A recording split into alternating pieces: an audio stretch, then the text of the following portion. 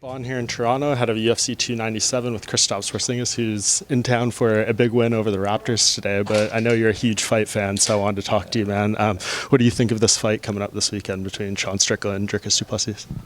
Big fight, big fight. With all this story behind it now, I think we're all excited about it, and I personally can't wait. How often do you get to watch the fights live, or is it pretty tricky with obviously the travel? Do you record it and watch them later and avoid spoilers? How does it go? It is, no, usually, especially later on in the main card, I'm able to catch, if I have a game on that day, I'm able to catch the last few fights. But sometimes we're lucky, and sometimes I've even been able to go to the fight during the season, when we have some trip or we're close by or it's in the city. So not this time. We're going to be traveling to Houston on that Saturday, but definitely look forward to watching it live. Yeah, and I'm curious what you think of just the dynamic between these two. So much talk. It's got heated, very personal and stuff. We saw Sean. I know you're kind of just observing as a fan with this, but do you feel like there's lines that are crossed in the fight game? And I guess I'd be curious on how you compare it to maybe the dynamic on the court when people are talking trash. Is there lines they talk about, certain things you can't bring up?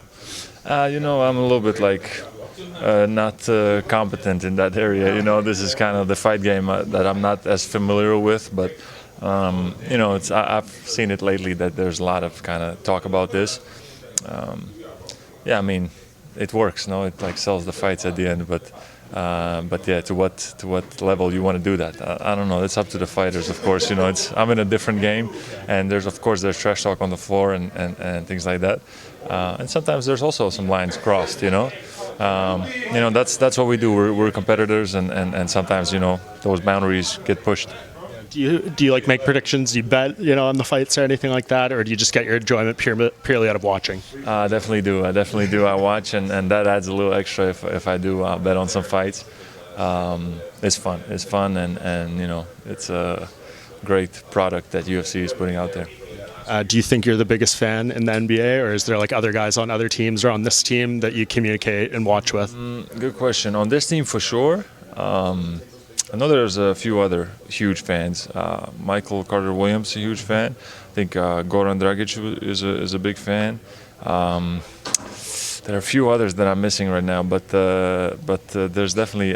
I feel like a lot of basketball players do like UFC and boxing and combat sports, and yeah, I'm one of the biggest for sure. Yeah. Anything you're most excited about, coming up in 2024, Conor McGregor's return, and if fights on the schedule? What are you most excited for?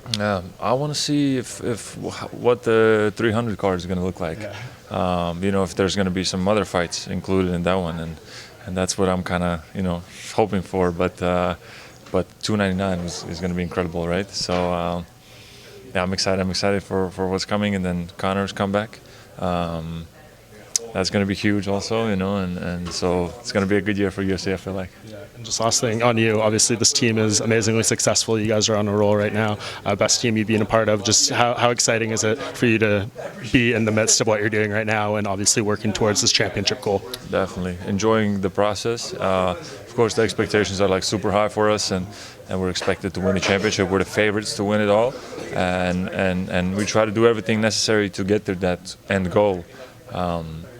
And meanwhile, enjoying the process, enjoying with these high-level, playing alongside with these high-level players, and trying to achieve that ultimate goal. For sure, man. Well, thank you for doing this. I think this is your last trip to Toronto this year, so we'll have to catch up next time you're through here, but appreciate this, man. Sounds good. Thank you, man.